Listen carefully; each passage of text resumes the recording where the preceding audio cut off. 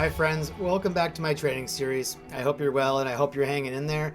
Well, here we are at week 35 and the last week of the training series that I started at the beginning of this year as I got ready for the Cocodona 250 and then have continued on since then, wrapping up with last week's attempt at the Divide 200. So in my week since my DNF and my volunteering extravaganza at the Divide 200, I had a pretty good week. I traveled to Montana for a couple days before I drove home from Alberta. I ran a bit too, and so let me tell you a little bit about this last week.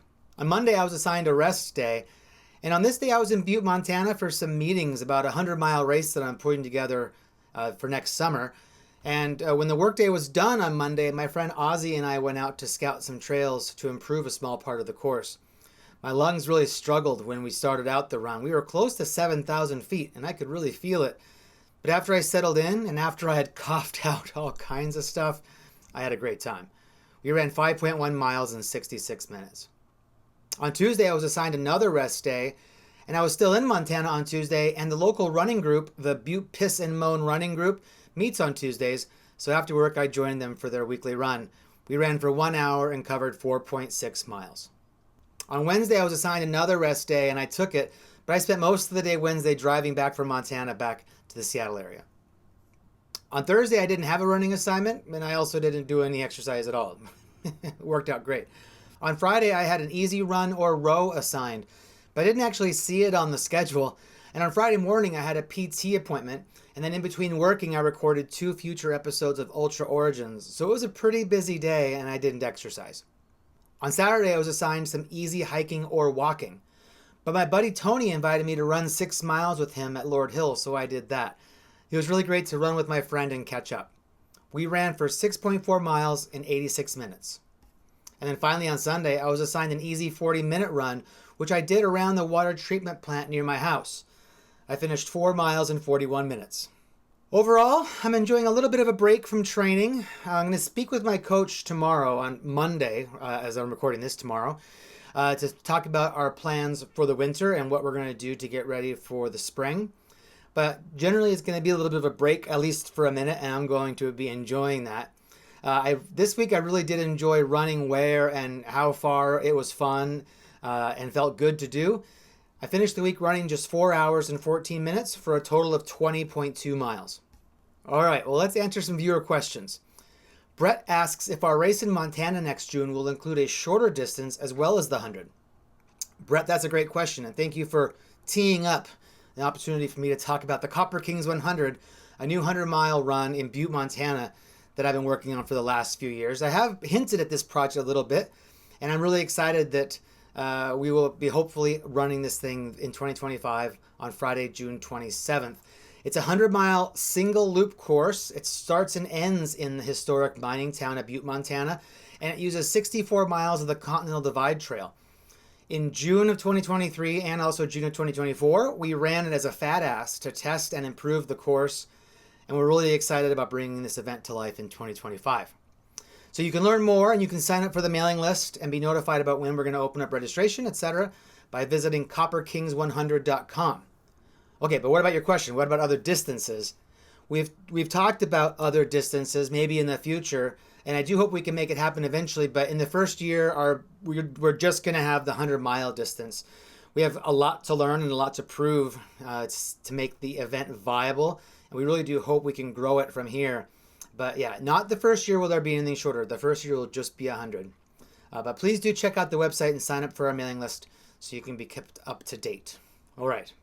JC asks about how to find a running coach and what do I think about working with a coach mostly online?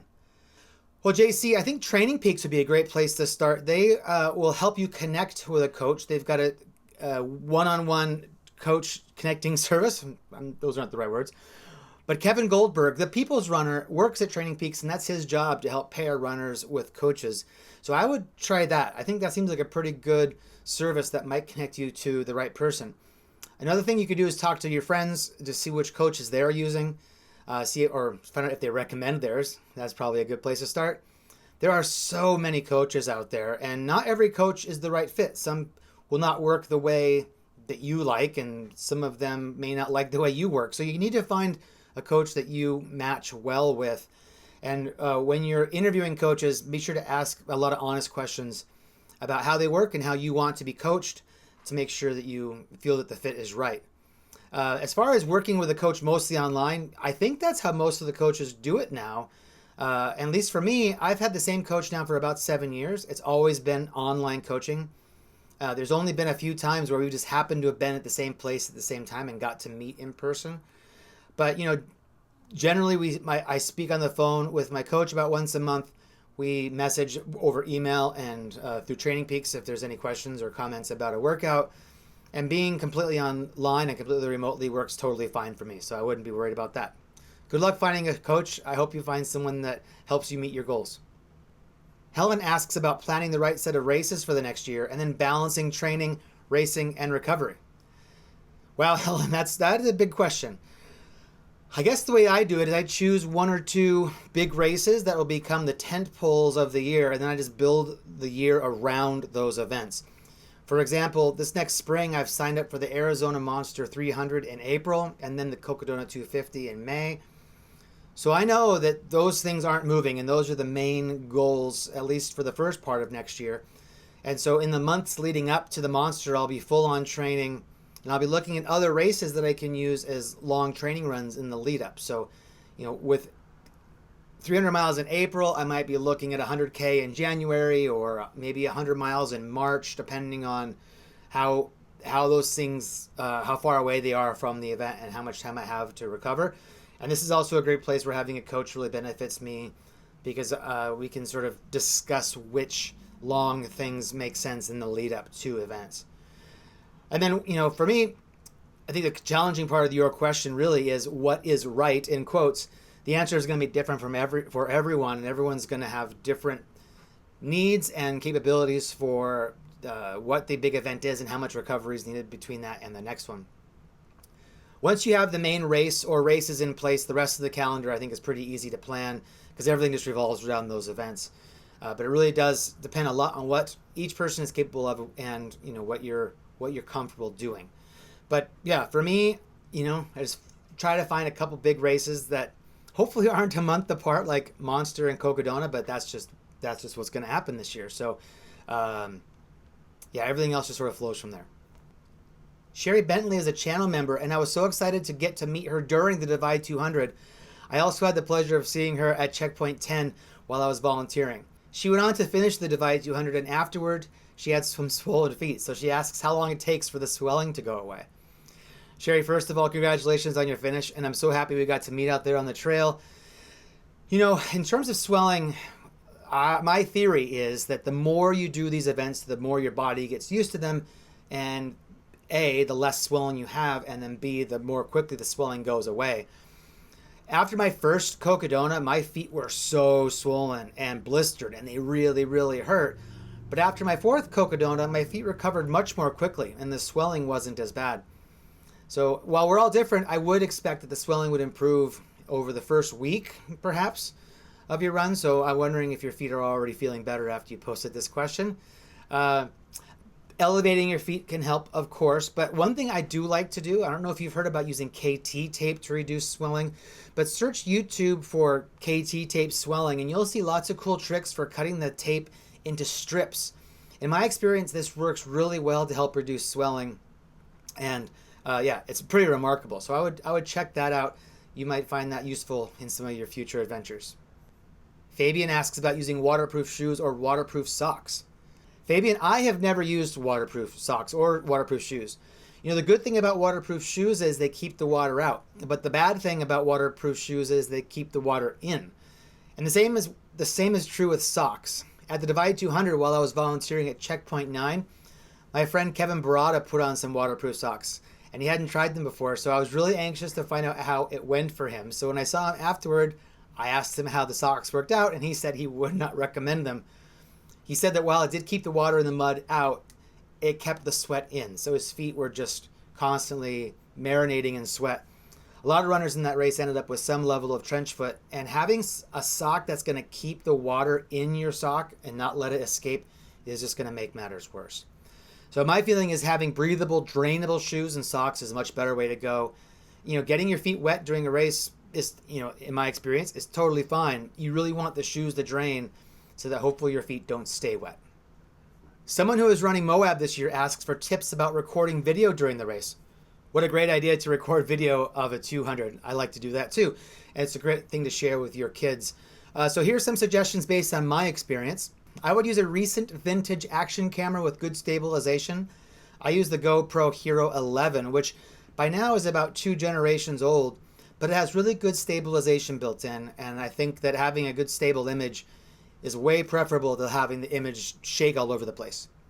And then to increase the camera's ability to stabilize, I would use a small handle or tripod to hold the camera. Holding the camera by a handle helps it be more stable just inherently.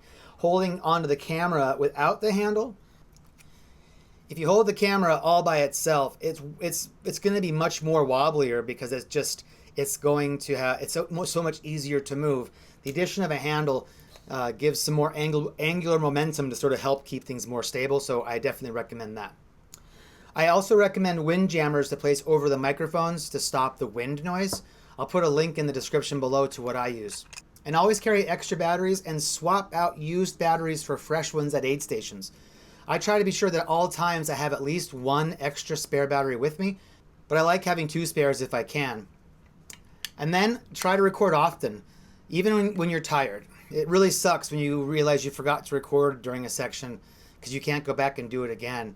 But it is difficult to remember to record on top of everything else that you're trying to keep track of during a long race like the Moab 240. But if your goal is to record it, you have to keep it in your mind, like in the front of your mind, that you want to be recording stuff as frequently as possible. It's one reason why I like to have my camera stored next to my water bottle in my chest pocket. The camera is sort of in my peripheral vision, and that can help me remember sometimes to take it out and record something if it's been, a few minutes since my last recording. All right. Good luck at Moab. If you see me, please say hi. Finally, Patrick has what will be the final question of this training series. Patrick, it warms my heart that you have found this series so encouraging and that you have enjoyed it so much. Thank you very much for asking questions and being a part of it. I have really enjoyed sharing my journey with you all this year, and the encouragement I have received from you is immense. You've really, really encouraged me and helped motivate me to keep going and to keep sharing, and it's been a big part of my year, so thank you all for being a part of it. And thank you all for your questions this week. Before I go, I do want to give you an update on my respiratory issues. A couple weeks ago, maybe 2.5 weeks ago, as I'm recording this, I met with a pulmonologist, and she reported that the ground glass opacities that were shown in the CT scan were something not to be concerned about. She did schedule a lung function test, however, for me, which I'm really looking forward to, but that's not until November. So I'm looking forward to getting all my lungs issues figured out, as one of my big goals this winter and fall is going to be to get that stuff sorted out for the spring, because I want to be breathing better in 2025. Okay, thank you all so much for watching and being a part of this training series this year. It has been an enormous project, but it has been fun connecting with you each week. So that's all for now. I hope you have a great week, and please keep in touch. All right, talk to you soon.